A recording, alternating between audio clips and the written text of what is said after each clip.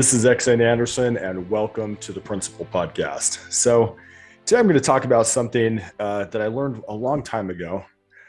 My dad, when I was young, he actually had me read this book called The 7 Habits of Highly Effective People by Stephen Covey, and even told me he'd pay me $20 to read it. And I wanted to earn $20, decided, I'm going to go ahead and do that. So I read this book. It was interesting because I think some of the things that I learned back when I was quite young, I wasn't very good at doing them. I'm still not in many ways, but they've stuck with me. And one of the things that's really occurred to me recently is this, Stephen Covey calls it a time management matrix. And across the top, he has things that are either urgent or not urgent. So if you can categorize things, is it urgent or not urgent? And then across the side, he has things that are said either they're important or not important. So if you can imagine this little box, it has 4 different areas. The top one is things that are urgent and important. These are things like crises. Like if somebody needs mouth-to-mouth resuscitation, or there's an emergency, or something just happened, that is very urgent. It's very important. It's a crisis, right? Next to that, you have stuff that is important but not urgent. Okay. And then on the bottom, you have stuff that's not important, that's urgent, and not important, that's not urgent. So let's think about what each one of these things are. So if we think about what's urgent and important, crises, pressing problems, things that there really are things that are urgent and important.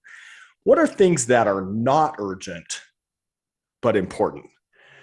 These are things like education. It's not urgent that I get an education right now, but it's important. Stuff like flossing your teeth, things like relationship building your marriage, building the relationship with your kid. Just like, well, I can put that off. It's maybe not urgent today. Maybe it is, but it might not be. But relationship building is generally not urgent, but very important. Then there's other things. What is urgent but not important? Well, it could be like these things that pop up on your email. I've got to buy now, and if you don't buy now, you'll lose this deal. Sales things, or pressing mail, or some appointment. Some people who come and say, we got to talk now. Sometimes that's just not as important, but it's perceived as urgent. And then there's things that are not important and not urgent. Those are things like, I don't know, playing video games, surfing the web mindlessly. So you can categorize everything you do into one of those 4 things. Is it urgent and important, urgent and not important? Is it important and not urgent? Or is it not urgent, not important? Now, as I read this book, the thing that really stood out to me was that if you focus on quadrant 2, which is it's important but not urgent, the number of crises that you have, which are these emergencies, which are urgent and important, actually shrink. In other words, if you want less big problems in your life, in your marriage, in your relationship with your kids, focus on things that are important but not urgent. And try to spend as much time as you can there. Now, you might say, well, I've got all these pressing problems. I've got work and commitments and everything else. Where do you get the time to focus on things that are important but not urgent? And the answer is from the time-wasting quadrants, which are, you take it away from things that are not urgent, not important. Things like you take it out of video games, or sometimes one of the things I really like to do is read the news. Be honest with you, a lot of times that's not important, not urgent. Sometimes I'll find myself mindlessly surfing the news, and I think, oh goodness, I'm caught in quadrant 4, which is the one I don't want to be in. I want to focus in quadrant 2, which is things that are important but not urgent. So as I think about this, how can I do that when we're talking about marriages and families? Again, one of the things I'm passionate about, as everyone knows, is we're trying to help marriages and families. Now, sometimes people say, well, I'm just going to keep going down the same course I'm going, and I'll deal with things when they become a crisis. Well, in my opinion, that's not the way to do it. And Stephen Covey's opinion, I think that's not the way to do it. But how do you do it? Like what are some things you can do in your marriage? Let me give you a couple examples. You know, my wife and I, many years ago, we decided we were going to go on a weekly date. I mean, we're going to get out of the house, spend some time alone. We have children, but we're going to spend some time just together. Now, at the beginning, we would have this stress out because who's going to sit? How are we going to figure this out? We had small children. We needed somebody to babysit them. And it kind of became stressful. And somehow there was this thought that we should systemize having a date. So like it would happen every week. We talked to some friends and they actually told us they had a sitter that came over every single week and she knew she had to be there. And we thought, wow, that's a great idea. And so we systematized it. Now there's this other book called Atomic Habits, which is really awesome. And one of the things that they say in there is you don't rise to the level of your goals. You fall to the level of your systems, which was a really profound thought for me. How can I systemize doing things that are important but not urgent? And let me tell you how important this is. Let's talk about a few examples. You know, if I never floss my teeth, it's not urgent. My teeth aren't hurting.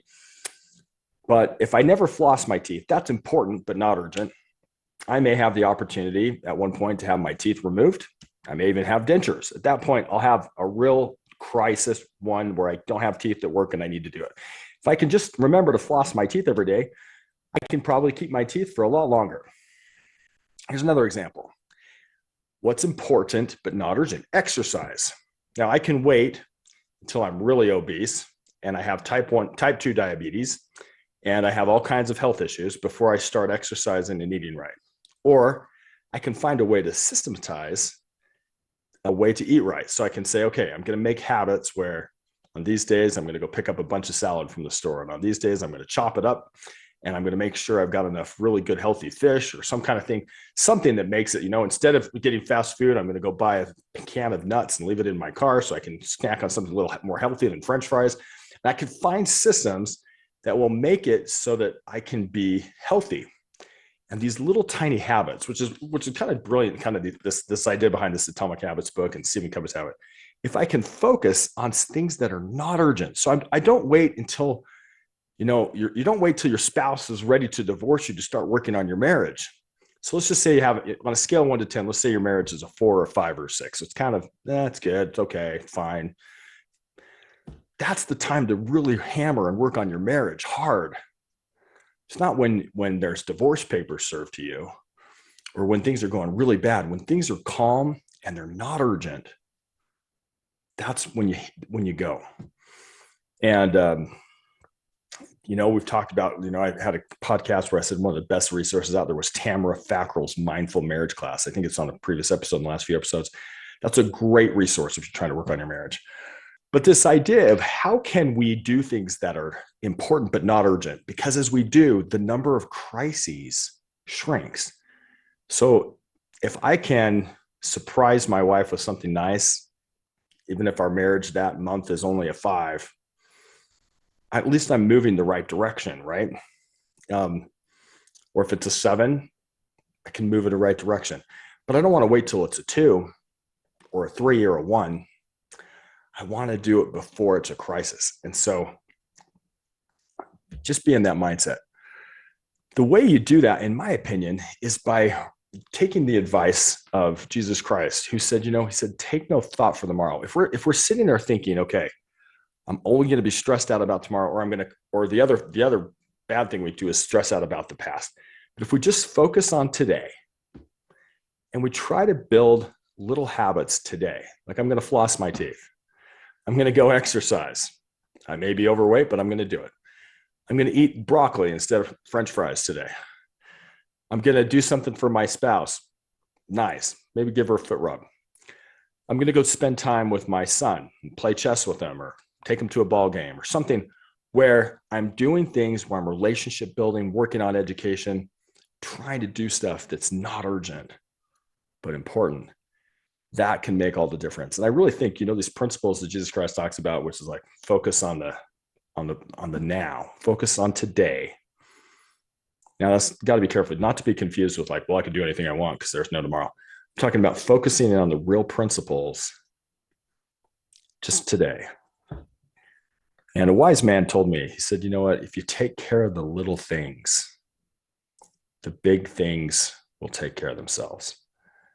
If you're worried about your marriage, if you're worried about your kids, start trying to learn what are the little things I can do. Maybe systemize a date night. Maybe go on a quarterly retreat once a quarter. Maybe do one act of service today that surprises your spouse, something they don't expect. Maybe use the principle of positive reinforcement, which we've talked about on other podcasts, and you can look it up. Positive reinforcement is catching people doing something right. Maybe catch your children or your teenager doing something right. Learn from The Power of Positive Parenting. It's a book by Glenn Latham. Like, start just taking a little bit of time, maybe just a half hour a day. Start reading books about how to be a good parent, how to be a good father, how to be a good mother. And then just one at a time, try to make your little daily habits not urgent, but important. And watch the number of crises go down. Watch the amount of success go up. I'm convinced the most successful people do just a few things different. And that means in marriages and families, and business, everywhere. And so how can we focus on what's important, but not urgent?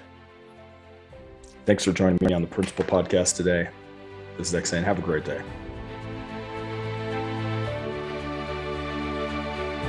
This is X-Zane Anderson. Thank you for joining me on the Principal Podcast today. You know, I wrote a book called What I Want My Children to Know Before I Die that has a lot of my thinking and thoughts about the best principles. For those of you going through painful times right now, remember, with Christ, our greatest pain can become our greatest strength. In fact, our pain, I believe, is just our superpower in embryo. And remember, no matter the question, love is the answer. I love you as much as I can for not having met you in person. Thanks for joining me.